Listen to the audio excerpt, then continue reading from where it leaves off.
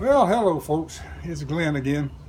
Still working on this rear strut on a 2011 LS460.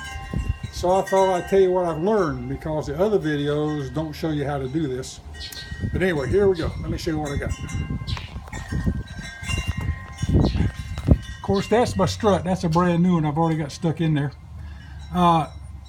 In order to get this thing off, of course, there's a nut on the back side you got to take off.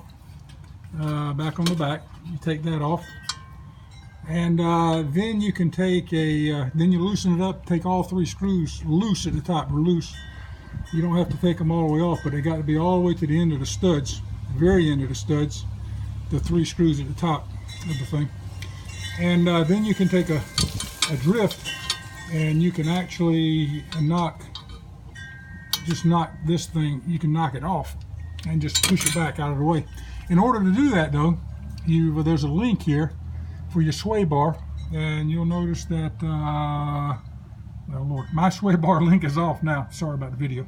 My sway bar link is off up there, and it's off also at the bottom where it goes on here. You got to have it off. Also, there's a gizmo right here that I'm touching with the end of the lamp. That thing, you just loosen it and let it swing out of the way. You got to have that out of the way. So once you get the link off, the bottom and top, and get this little gizmo off over here, then you just let the whole thing slide that way. And I didn't take the inner liner off my car. I left it on there. You can see.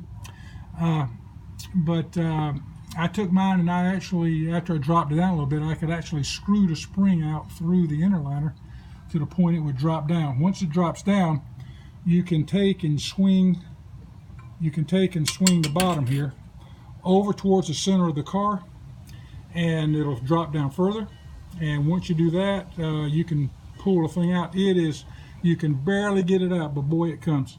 So it just does miss the underside of your fender here when coming out, but you can do it.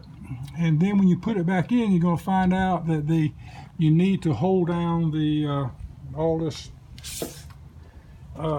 left side here, or the right side if you're working on the right side. You need to hold all the stuff down, and I'm doing that with a bottle jack. I got a little bottle jack in here that I have got a piece of wood at the top so it doesn't go through it, and you take your little bottle jack and you can jack the whole assembly down, and then that puppy will slide right back on there. Now it slides on about halfway, and then I had to take a hammer and kind of tap it on until the threads would start on the nut, and after that I was able to pull it on up in there. Hope this helps you out. It was a booger the first time I did it. We'll see now. Bye.